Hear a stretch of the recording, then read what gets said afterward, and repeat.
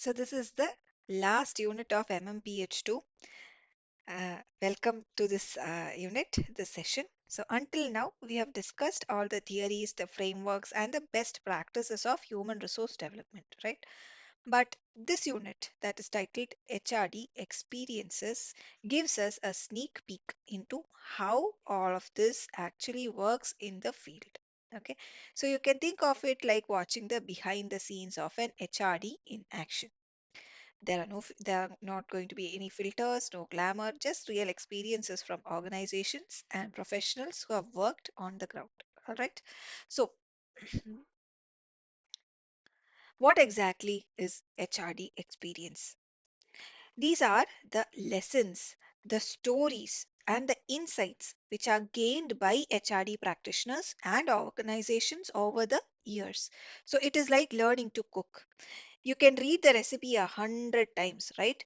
But unless you actually try it and maybe even burn some ingredients, you won't really know how to do it, right?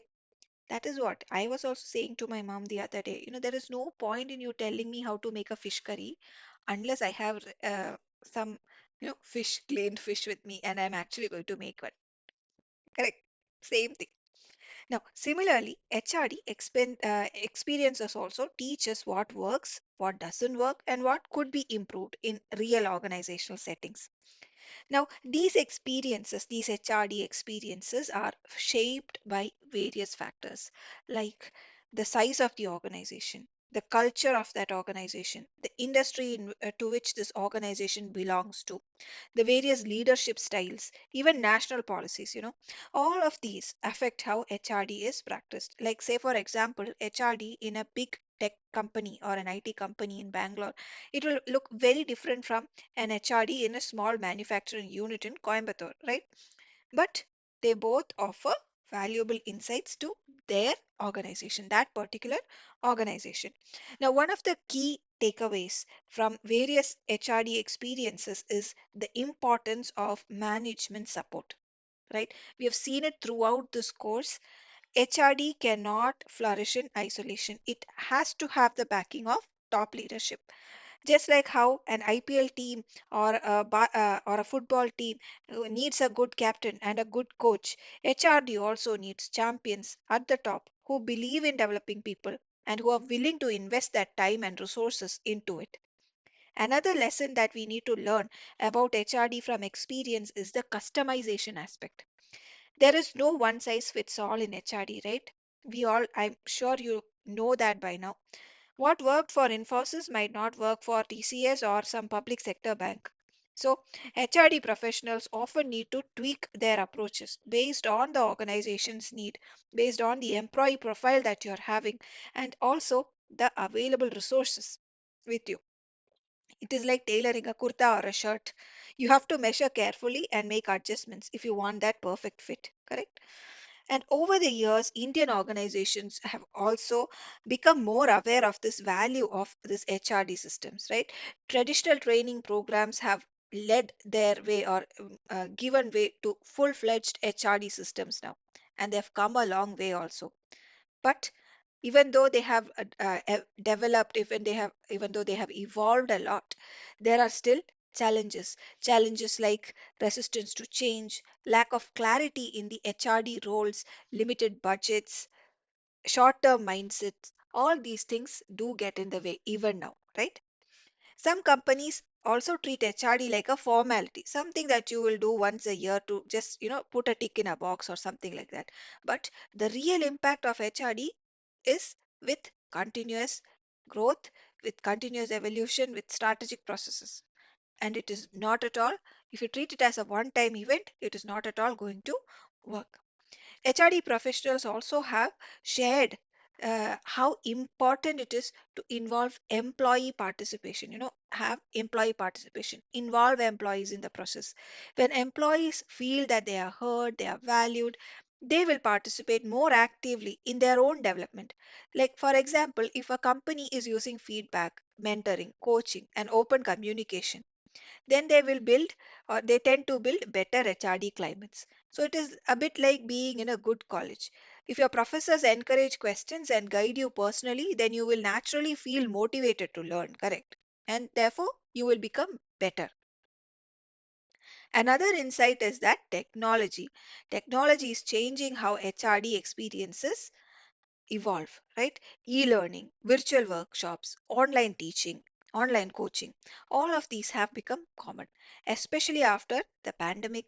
But HRD experts say that while technology is indeed helpful, it should not replace the human touch completely because, after all, HRD is about people. People need connection, not just content, not just another robot teaching them, correct? So that is why even I used to feel, maybe we'll have to let's think about shifting to some Zoom classes or something like that, because from this recorded sessions. But unfortunately, because of my day-to-day job and stuff like that, I've not yet been able to do that. Maybe in the future, right? Because so that we have that connection uh, between the community members, and definitely that will help us better, right? Although, like, if you're working and if like me, you don't have much time to regularly maybe wake up at 6 o'clock or have a class till 7 or 7:30, might not be possible. In that case, these recorded sessions will help you more, because if you get 5 minutes break, maybe you can pick up one video and you can start learning, right? Anyway, so that is about the tech tools. Then many successful HRD initiatives also talk about the importance of evaluating outcomes. It is not enough to conduct a training program and simply forget about it. Rather, after the training is done, organizations have to assess whether those efforts actually led to improved performance or not, whether it gave a better motivation to employees or some sort of higher retention, right?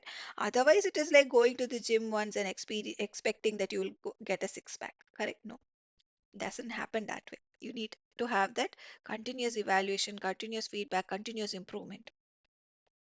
So you can say that in conclusion, HRD experiences give us real lessons that go beyond the textbook, right? They teach us flexibility, leadership support, employee involvement, continuous evaluation. All these things are crucial for not just HRD success, but with HRD success, the organization success as well.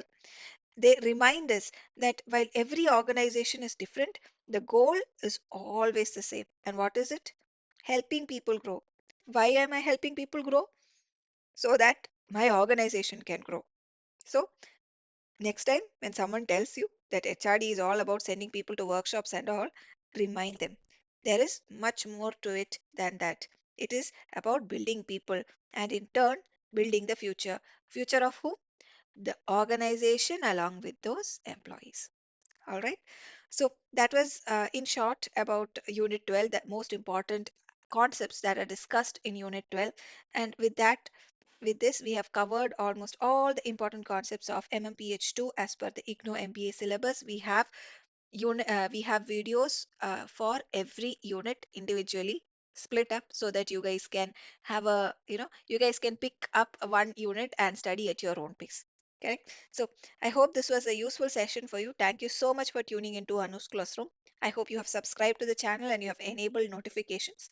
Let us catch up in another session. Until then, happy learning. Take care.